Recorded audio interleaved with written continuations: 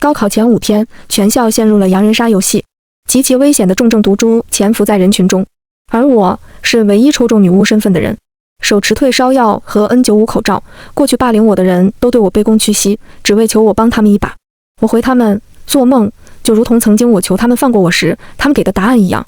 我被一脚踹倒在女厕所的地板上，班花夏静带着她的跟班对我拳打脚踢，嘴里说着污言秽语。这样的霸凌，过去1年发生了无数次。我痛得蜷缩起身体，如同一尾煮熟的虾。好不容易挨到上课铃响，他们一哄而散。我一瘸一拐地走回教室，却是迟到了。班主任黄芳春看见是我，张口就骂：“尤小蕊，又是你！你聋了吗？听不见上课铃响啊？全班那么多人就差你一个，不想学就赶紧滚，也别参加高考了。”老师，我刚刚在厕所背，我还没说完，黄芳春就粗暴地打断我：“背什么背？又打算说你被同学欺负了？苍蝇不叮无缝的蛋，那么多学生，别人为什么只欺负你？你先反省反省自己身上的问题吧。”我攥紧了拳头，不停在心中告诫自己：再忍5天，只要5天就好了。5天后就是高考，只要挺过去，我就能逃离这座地狱。可是，好不甘心啊！我咬着牙走回座位，就在我即将坐下的那一刻，整个教室的灯光骤然暗下。黑暗中，一个嘶哑诡异的女声从每个人耳畔浮出：“欢迎进入洋人杀游戏。天黑请闭眼。”怎么回事？教室里瞬间变得闹哄哄的。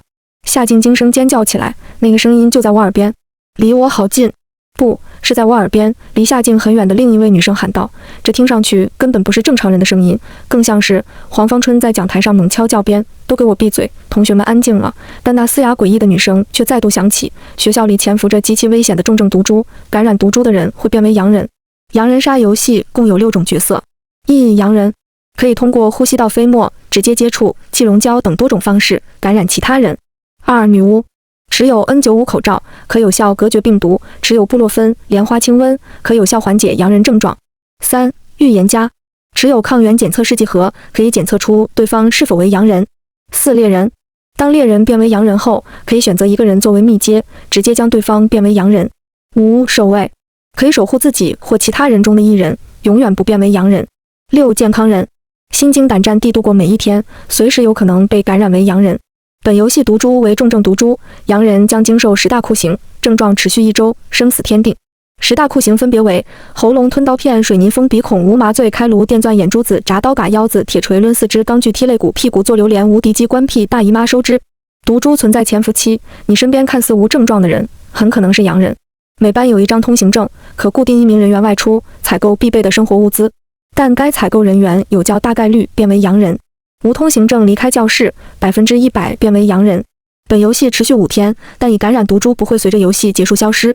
祝各位羊了个羊，多羊开泰。随着一条条游戏规则公布完全，教室里顿时炸开了锅。这不就是翻版的狼人杀吗？唬人的吧？我看不一定，这个声音能贴在每个人耳边出现，多少带点邪乎。那我们怎么办？到底信还是不信啊？吵闹之际，黄芳春再次猛敲教鞭，掌控局面，都给我闭嘴！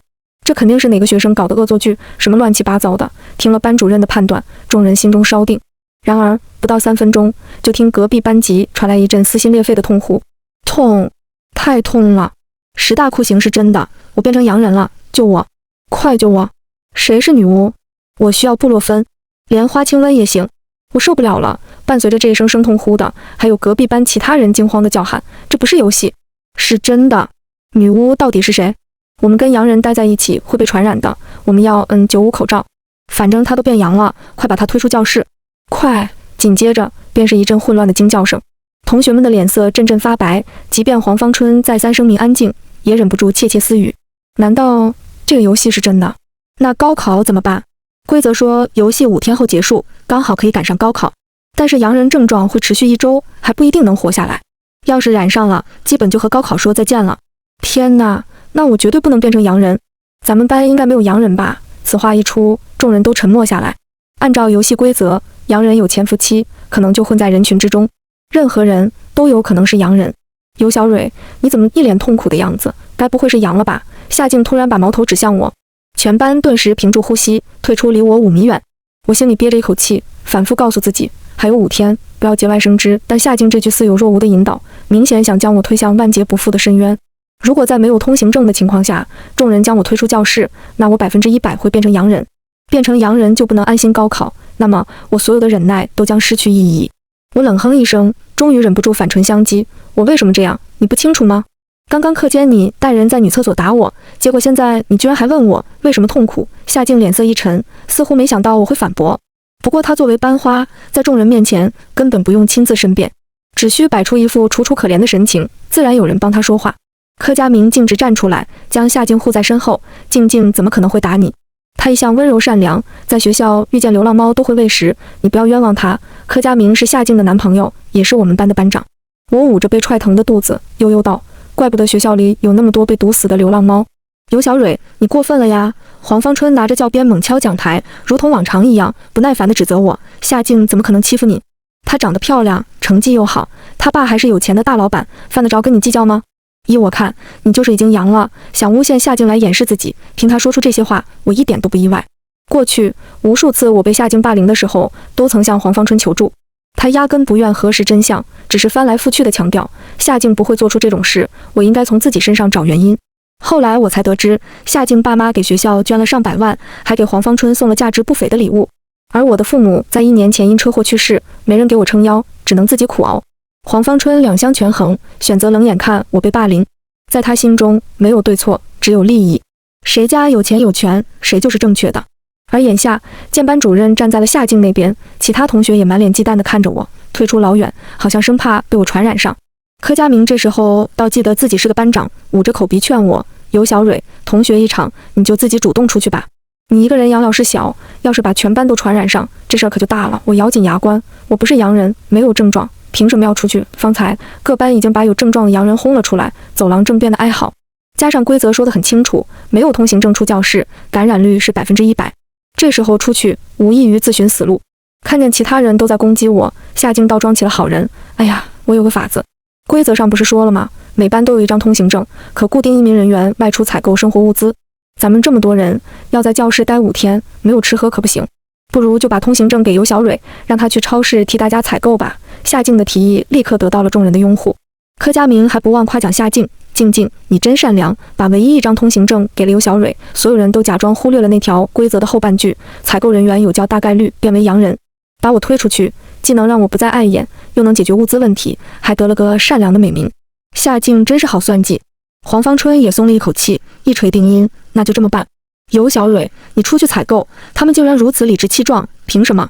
我不去，出去就是感染，我还要高考。我打定主意，岿然不动。反正他们害怕感染，也没人敢靠近拉我。但我没想到，夏静竟在这时从我书包中翻出我和爸妈的合影。我们一家都不喜欢拍照，这张照片是我父母发生车祸前最后一张，也是唯一一张合影。你要是不去，我就撕掉这张合影。夏静挑了挑眉，笃定地威胁我。她曾经看到我对着照片抹眼泪，深知这张照片对我的重要性。我抿紧双唇，犹豫了。你只有5秒钟的思考时间哦。5、4、3、2，夏静做事就要撕掉照片。我最终还是咬了咬牙，我去。像是为了坚定自己的决定，我黯然重复了一遍，我去。所有人都放松下来，夏静这才放下合照。这就对了。不过你还是要在2个小时内回来，不然我们照样会撕掉照片哦。我气得浑身颤抖。柯佳明替我把门打开一条缝，黄芳春见我迟迟不动，一脚踹在我的后背，将我踹出了门。我踉跄着到了走廊，即将变成洋人的恐惧让我心生胆寒。我绝望地闭上了眼，然而眼前却不是漆黑一片，我的视线中竟然出现了一个半透明的操作系统。操作系统上漂浮着一张卡牌，上面写着我在羊人杀游戏中的身份设置。你的角色：女巫。角色技能：持有 N95 口罩，可有效隔绝病毒；持有布洛芬莲花清瘟，可有效缓解洋人症状。特别提醒：你是本次游戏中唯一的女巫，请谨慎使用技能。原来身份卡牌需要在长时间闭眼时才能看见，规则也曾经提示过天黑请闭眼，就是为了让大家查询身份。只是方才教室里光顾着争论，应该没多少人读取到了自己的身份。我点了一下系统中 N95 的图像，下一瞬，我的手上就出现了一个真正的 N95 口罩。反馈这么迅速，我连忙戴上，顿时感觉安心了不少。同时，心中也渐渐浮出一个计划：有女巫身份开挂，这一局洋人杀，我岂不是能躺赢？走廊里到处都是洋人痛苦的哀嚎，虽然戴着 N95 口罩，但依然有感染的风险。我快步离开教学楼，避免与洋人近距离接触，却在这时看见一个熟悉的身影缩在楼道，被毒株折磨得痛苦不堪。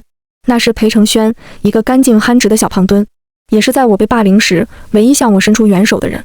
好几次，在夏静和他的跟班将我堵在角落时，他拿着一把水果刀冲出来，一副要与夏静搏命的架势。他长得高高壮壮，又带着一股不要命的劲儿，夏静不由得心虚了。因为他，我好几次幸免于难。曾经我问过裴承轩，为什么总是帮我？他说，他初中时被同学欺负，人人追着喊他死胖子，而我是唯一站出来袒护他的人。他一直记得我当时的话，胖怎么了？白白胖胖才可爱，大熊猫胖墩墩的多招人喜欢。那时他还没有长高，是男生里个子最矮的，时常被欺辱。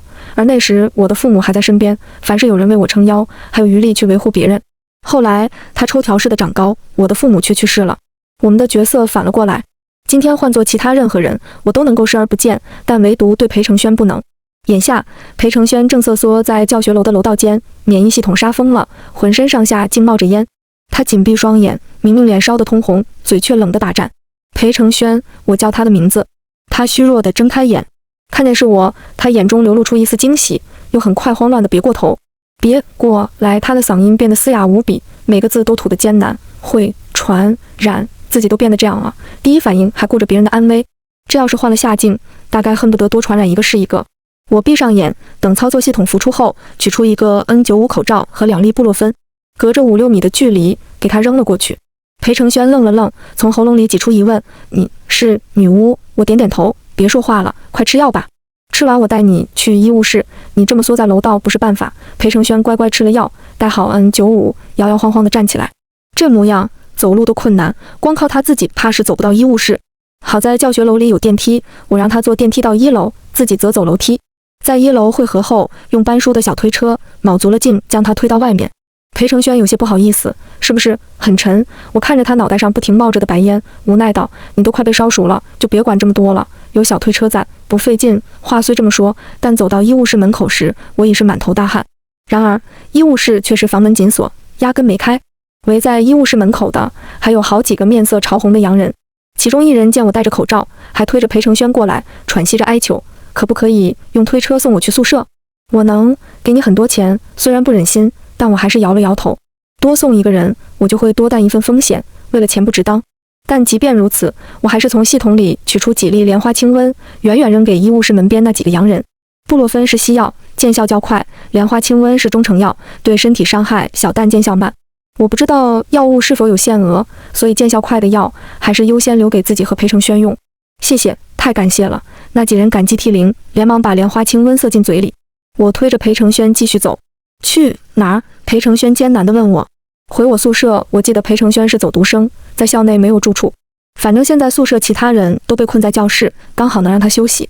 一路上我也在观察学校的情况，整个学校像是被一层黑雾笼罩着，外面的场景变得模糊不清，手机的信号也消失了。这情景太过诡异，看来逃离学校是不太可能了，只能等到5天以后才能结束这场洋人杀。路过超市时，我买了1箱矿泉水、3罐八宝粥和6个自嗨锅给裴承轩备着。超市的店员也成了洋人，在收银台后抱着脑袋痛苦地叫唤。我给了他1盒莲花清瘟，便免费拿走了以上所有。经过这一通折腾，总算把裴承轩送到了我的宿舍。安顿好一切后，再看时间，距离夏静给的2个小时时限还剩下40分钟。真是不想回去面对那群霸凌者呀！但幸好我已经想到了应对之法。我见裴承轩已经不冒烟了，精神也比方才好了一些，便问道：“你可以帮我一个忙吗？”裴承轩像只听见饲养员召唤的小熊猫，立刻睁开眼。我能帮你什么？他说话比刚才连贯清晰多了，看来布洛芬的确有效果。我试着从系统里调出50个 N95 口罩，成功了。我们班一共有51个人，这一趟回去，其他人看到我带着 N95，必定会向我索要。与其拒绝后被他们围攻，不如提前给他们准备好。只不过准备的是带着毒株的口罩。之前听游戏规则时，我就觉得奇怪，在狼人杀游戏当中，女巫既有解药，也有毒药，而羊人杀和狼人杀的角色设置几乎相同，为什么只有救人的口罩和药，却没有毒人的东西？这不合情理。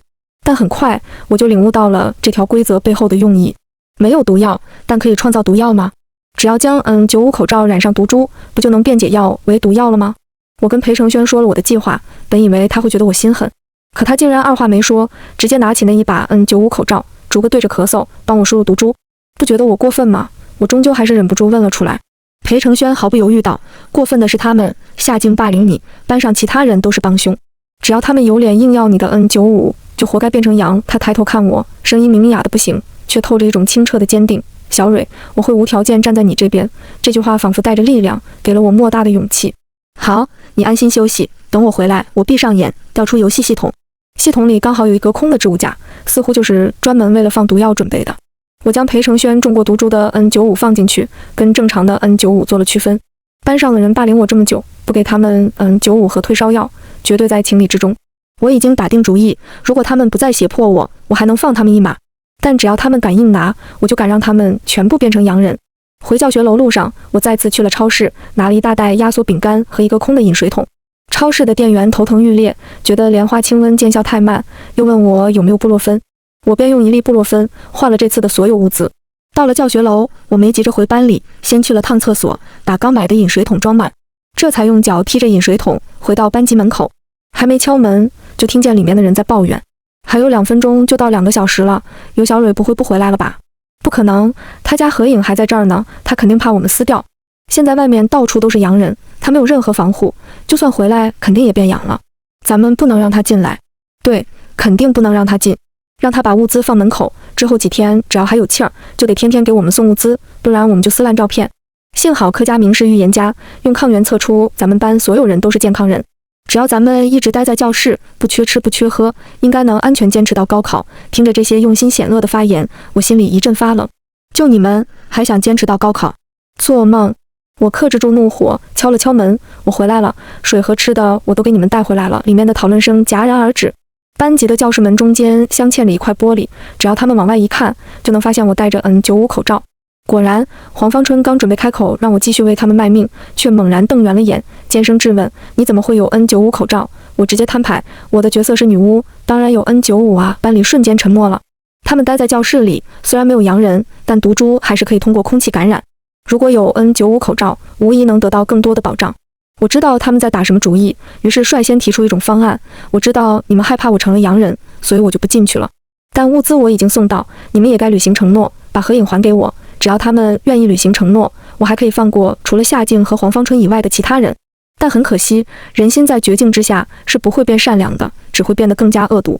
夏静故技重施，你先把 N95 口罩交出来，否则我们就撕掉你和你爸妈的合影，而班里的其他人则理直气壮地看着我，等待我再次屈服。呵，又是同样的招数，可惜现在跟方才已经不一样了。我有了筹码，而且是足够逆转形势的筹码。夏静，你如果敢撕掉合影，我原本给全班准备的N95口罩一个都不会给出来。你难道想因为自己的行为连累全班同学和班主任都变成洋人吗？所有人的目光立刻转移到夏静身上。我又添了一把火，叹息道：大家同学一场，我原本想帮大家一把，可惜有人不顾及同学之情，只想威胁打压我。既然这样，我也没有办法，只能把N95留给那些更需要的人了。我做事要走，里面的人顿时慌了。这群墙头草立马调转矛头，统统指向夏静。夏静，你跟尤小蕊有私怨，别牵扯上我们啊。对啊，人家尤小蕊好心给全班送物资送口罩，你倒好，不光不感激，还拿别人死去的父母威胁人家，是不是太过分了呀？就连往日袒护夏静的黄芳春也出言斥责。夏静，刚刚你擅自拿出尤小蕊家合影的时候，我就想批评你了。尤小蕊给全班同学准备了N95，你怎么能以怨报德呢？夏静的一张脸顿时变得煞白，她被众星拱月了太久，因此产生了一种错觉，以为自己无论做什么都能得到众人的簇拥，却不曾想危机面前，所有人都只会维护自己的利益。夏静局促地想要扳回一局，我只是为了帮大家要口罩啊。尤小蕊平时那么小心眼，我和她发生一点小摩擦，就被她套上了校园暴力这种词。要不是我用合影威胁她，她怎么可能把口罩交出来？然而现在没人愿意听夏静说了什么，所有人都知道我和夏静不对付，急于和她撇清关系。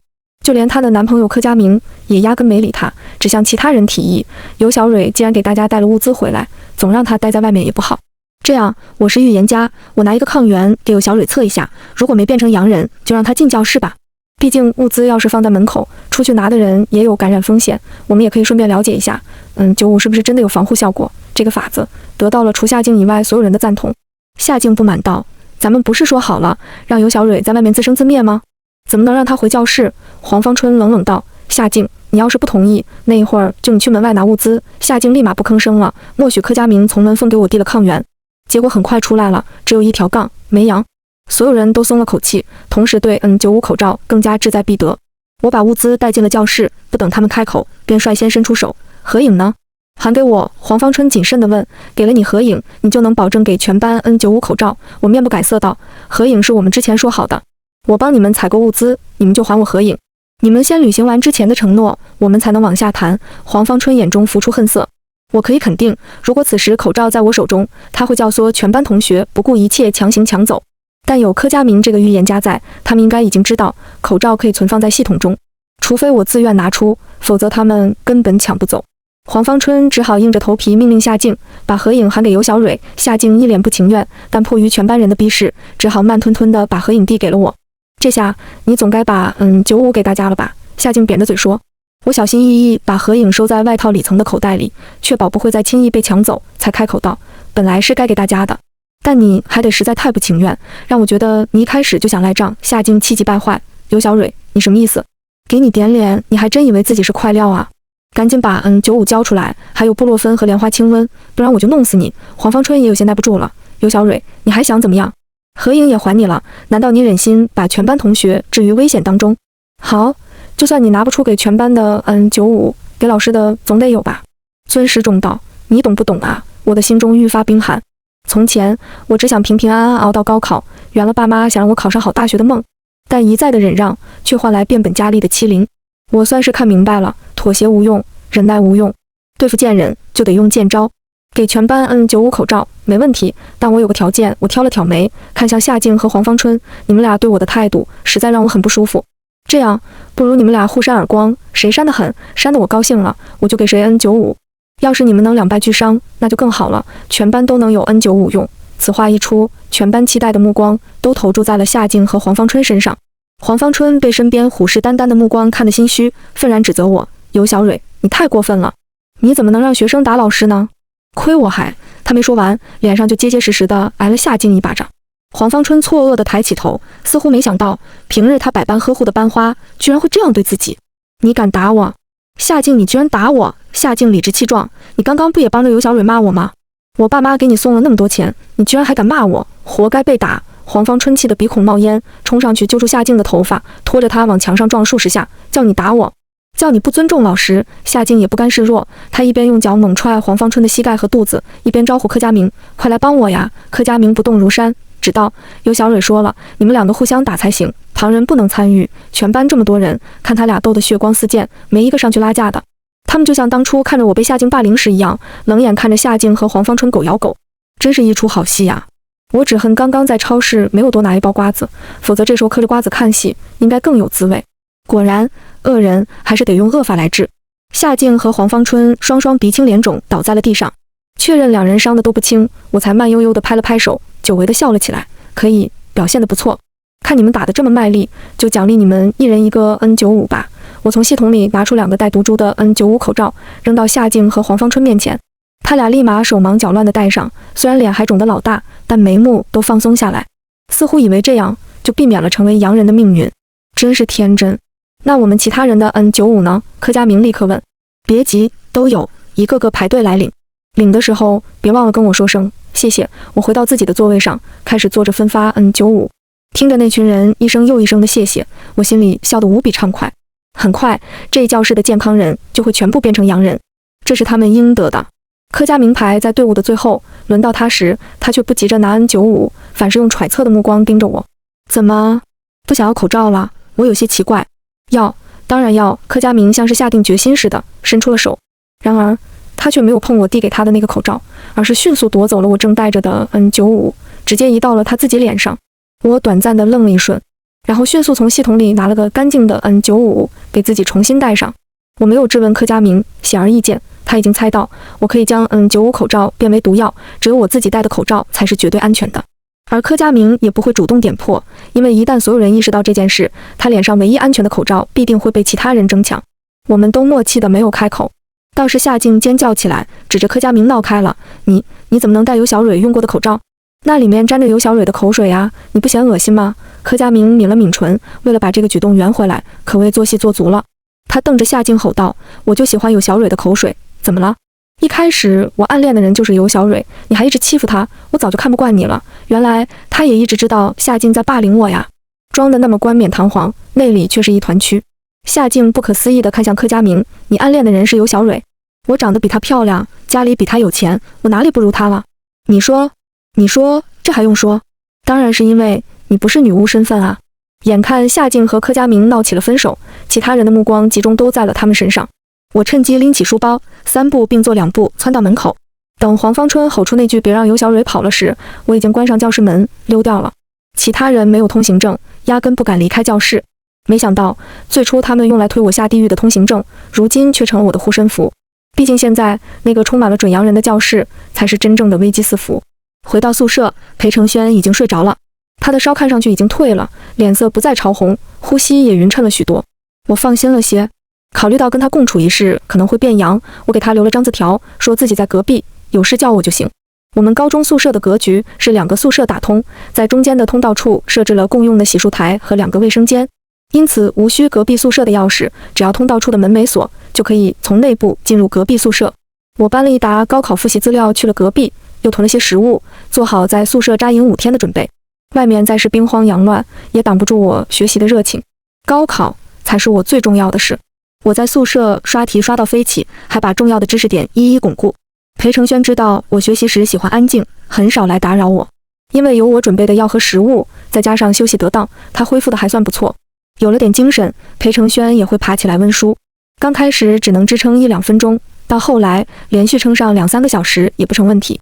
他成绩比我好一些，偶尔我有弄不懂的题，还会扔个纸团问他，他便隔着通道的门细致地给我讲，思路清晰，让人一听一懂。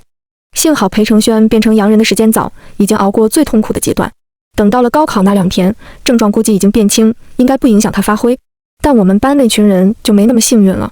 我给他们种下的毒株潜伏了3天，到第4天时，终于全面爆发了。一个班的洋人挣扎着离开教室，不知道用了多久，才爬到了我宿舍门口。尤小蕊，你在宿舍里对吧？开门，快开门！门外是此起彼伏的嘶哑声，不停叫着我的名字。他们会来，我并不意外。一旦变成了洋人，就不必束缚在教室内，去哪儿都是一样的。但我怎么可能放他们进来？我撩开门后的帘子，透过宿舍门中间镶嵌的方形玻璃打量他们。哟，都变成洋人了。夏静冲在最前头，一张脸几乎贴在玻璃上，喘息着命令我赶紧给我布洛芬，连花清瘟也行。他说话时捂着喉咙，好像每说一个字都在忍着痛。我只是呵呵冷笑，你在这儿做梦呢？我凭什么给你？就凭你霸凌我吗？夏静发出一阵剧烈的咳嗽，与此同时还伴随着一串响亮的屁声，惊天地，泣鬼神。这想必就是10大酷刑中的无敌机关屁了。原本在床上休息的裴承轩听到这一串惊天巨响，还以为外面在撞门，他直接从床上蹦起来，拿着刀冲到门前。小蕊，别怕，他们要是敢进来，我替你挡住。我笑了笑，你看外面那群人站起来都费劲，哪有力气把门撞开？裴承轩还是不放心，坚持要守着门，像个保镖似的立在那儿。夏静在一串荡气回肠的屁响后，估计自己都快被熏晕了，捏着鼻子责怪我：尤小蕊，都这会儿了，你怎么还计较以前的事？太小心眼了吧？我点点头，那行，我不给你药，你也别计较，毕竟你最大度了。夏静气得用手捶门，奈何他浑身都痛得厉害，实在使不上劲。后面的人见夏静无用，一把将他撞开，争先恐后的向我哀求：尤小蕊，夏静霸凌过你，你不救他是对的，但我从来没欺负过你啊，你救救我吧，给我2片布洛芬吧。还有我也没有欺负过你，你就帮我一把吧。对，要怪就都怪夏静，别牵扯上我们其他人。众人的声音都嘶哑得变了样，我压根分不清谁是谁，但他们的意思我都听明白了。我面无表情地发出质问：你们真的觉得自己很无辜？看着夏静和黄芳春欺负我、污蔑我、打压我，你们当中有任何一个人站出来为我说过哪怕一句话吗？别说是站出来，你们就连私底下的一句关心都没有，仿佛我被欺凌在你们眼中是一件理所应当的事。是，你们的确没有亲自打过我、骂过我，但就是你们无声的纵容，才造成了我被霸凌的局面。方才嘈杂的人声顿时安静下来，只剩下此起彼伏的咳嗽声、呻吟声、屁声。然后不知道是谁起了头，如同邀功一般大喊道：我们已经替你惩罚了黄芳春，这还不够让你帮我们一把吗？其他人像是反应过来了一样，纷纷附和：对呀，尤小蕊，我们替你向黄芳春复仇了，你总该回报我们吧。我眉心一跳，门外的人群里的确没有黄芳春，也没有柯佳明。柯佳明戴的是安全的N95口罩，如果他没变成洋人，不出教室在情理之中。但黄芳春为什么没来？按常理来说，他应该会厚着脸皮找我讨药。我不由得问：你们对黄芳春做了什么？外面的同学似乎看到了一丝希望，迫不及待地向我讲述了昨天发生的事。黄芳春是我们当中第一个变成洋人的。柯佳明用抗原测出他是洋人后，所有人一致要求他离开教室。但是黄芳春不愿意，他坚称是抗原检测结果不准，说什么也不肯出去。他就扒在窗边，离门远远的，谁过去拉他，他就可谈吐谁。我们实在没有办法，马上就要高考了，不能被他传染上。于是我们就商量好了，一起。那人说到这里，不由得顿了顿，片刻后才像是下定决心般，咬牙道：一起把他推到窗外。屋内，我和裴承轩倒吸一口凉气。我们教室所在的楼层是4楼。黄芳春变成洋人以后，免疫系统无比脆弱，被学生们团结一致地推下楼，怕是几乎没有生还的机会。这群人为了自己的利益，居然能做到如此地步。裴承轩压低声音告诉我：小蕊，这个门绝对不能打开。这群人已经疯魔了，天知道他们还会做出什么事。我认同地点了点头。这门不光不能开，还得拿桌子和床抵住，能抵多久算多久，把游戏最后2天坚持过去。外面的人原本以为他们把黄芳春推下楼可以换我交出退烧药，没想到我竟开始搬出桌子抵门。尤小蕊，你什么意思？我们都为你除掉了黄芳春，你不能对我们见死不救。外面人不由得嚎叫起来。我毫不留情地拆穿他们：你们是为我除掉他的吗？明明是为你们自己。到底要怎样你才肯帮我们？10大酷刑真的太痛苦了，求你了，给我们一点药吧。我只回了他们2个字：做梦。就如同曾经我求他们帮我时，他们用行动给出的答案一样。我无意在看外面那群人的嘴脸，正准备放下遮挡玻璃的布帘，就在这时，夏静的脸突然挤了过来，她疼得青筋暴起，整个人呈现出一种病态的癫狂。尤小蕊，你记恨我是吧？怎么都不肯给我药是吧？你想安心参加高考，我偏不让你如意。告诉你，我的角色其实是猎人，就算你不跟我接触，我照样能让你变羊。我心里咯噔一下。夏静是猎人，这意味着他可以指定一个人为密接，直接把对方变成洋人。无论我防护再好，都逃不过他的指定。我心思急转，还没来得及开口应对，夏静已发出指令。我指定的密接是尤小蕊。我的心瞬间跌入谷底。完了，我要变成洋人了，高考怎么办？我双腿一软，向后趔趄了一步，却被裴承轩扶住。放心，你不会的，他笃定地说。我抬起头，用疑惑的目光望向他。几乎是同时，我听到了夏静难以置信的惊叫：指认失败？为什么？怎么可能？虽然隔着一扇门，但裴承轩还是将我护在了身后，居高临下地对夏静开口：没想到吧？我是守卫，早在游戏开始的第1天，我就选择了守护尤小蕊。哪怕全校都变成了洋人，他也不会变。我很难形容此刻的心情，惊讶与感动交织在一起，凝成一股难以言说的情绪，直冲得我鼻子酸酸的。为什么？你自己都变成洋人了，烧的脑袋都冒烟了，为什么不先护着自己？裴承轩对上我的眼睛，有些不好意思地挠挠头。我是个男人，总归能挺过来。如果连你都保护不好，还保护自己干什么？我的喉咙好像被什么东西哽住了。既然第1天就守护了我，为什么又不告诉我呢？他低下头，小声道：快高考了，我怕你知道以后会觉得有压力。这朴实无华的字字句句，听了我的心肝都在颤动。这1年，我被欺辱，被霸凌，被比黑夜更深沉的孤独环绕。原来竟有这样一份刻骨的偏爱陪伴在我身边。裴承轩宁愿自己忍受10大酷刑，也要把健康的机会留给我，让我安心参加高考。他真的有克服本能在守护我。夏静满脸写着错愕，怎么可能有人做到这种地步？守卫居然不守护自己，去守护别人。我揉了揉酸胀的眼眶，怜悯地看向夏静，像你这样的人，当然觉得不可能。你那个男朋友柯佳明更不可能为你这么做。你信不信，如果柯佳明变阳了，做的第1件事就是甩了你，转头来讨好我，只为从我这里求一份药。而且一旦他拿到了药，只会用在自己身上，不会给你留1分1毫。夏静听得脸色惨白，不会的，他不会这样的话。虽这么说，但他黯然的眼神已经泄露了他心底的怀疑。我不屑地笑了笑，不信的话，你可以试试。夏静抿紧双唇，像是想要验证什么，又像是气不过之前与柯佳明的那次争吵，最终咬紧牙关，用他的宝娟嗓再次发出指令。我指定的密接是柯佳明。我仿佛看见这条指令带着无形的毒株，朝着柯佳明的方向猛冲过去。很好，唯一一个留在教室里的漏网之鱼，终于也变成了羊。2个小时后，在我寝室门口痛苦哀嚎的人群中，出现了一道新的身影。柯佳明倚着墙壁，连走带爬地过来了，浑身冒着烟气。这状况和裴承轩第1天时有点像。夏静一见他，忍着难受的身体凑过去：佳明，你也来了。柯佳明嘶哑着喉咙，像是吞刀片一样艰难地吐出2个字：滚。夏静没想到柯佳明一来居然这种态度，瞬间变了脸色。你也来找有小蕊要退烧药？别想了，他谁也不愿意给。柯佳明只瞟了他一眼，连话都懒得再说，软绵绵地爬到我的宿舍门口。我听到外面的响动，便撩开布帘，端了把椅子，坐在那儿看他表演。小蕊，柯佳明的脸凑到玻璃上，看见我，硬生生地往外蹦字：我喜欢你。他一字一顿，眼睛都烧得肿成电灯泡了，还奋力朝我挤了个 wink。一直以来，柯佳明都对自己的魅力很有自信，他坚信只要自己主动，就没有拿不下的女人，哪怕已经成了洋人，还不忘发散他油腻的气息。我故意逗他：那夏静呢？你不是和他在一起吗？柯佳明立马表忠心：他不配。我笑了，笑得前俯后仰，一切真的和我猜的一模一样呢。柯佳明见我笑了，也呲着个大牙傻笑起来，大概以为他的魅力轻易征服了我。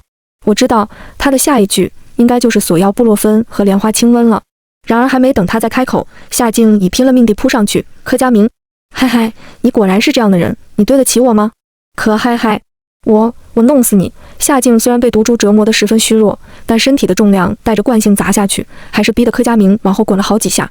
柯佳明心里本就带着怨气，这一砸之下，立马全面爆发，你个毒妇！两个人难看的厮打在一起。昔日学校里的金童玉女，为了女巫的一份药，竟如此轻易地分崩离析。更要命的是，他们的身体实在太过虚浮。打到楼梯边上时，其中一个没站稳，直接拉着另一个摔了下去，最后双头磕在梯涧上，昏了过去。其他同学都看傻了，吓得作鸟兽散，生怕和这事扯上关系。喧闹了大半天的宿舍门口，终于安静了。天亮请睁眼。洋人杀游戏到此结束。今天你阳了吗？随着耳畔这道嘶哑的宣告，笼罩着整个学校的黑雾瞬间散去，天终于亮了。手机的通讯终于恢复，我拨打了120，将已经昏迷了1天2夜的夏静和柯佳明送往医院，并嘱咐救护车去教学楼外看看黄芳春是否还有救。打完电话，我和裴承轩赶赴高考。自从知道自己被裴承轩守护后，我安心极了，再也不担心自己变成洋人，整个人吃得好睡得香，高考超常发挥。裴承轩因为及时服用药物，症状已经很轻，也基本没有影响发挥。但我们班那群同学就没有这么幸运了，他们大多处在发病的第3天，症状最严重，哪怕爬到了考场，也考得稀烂。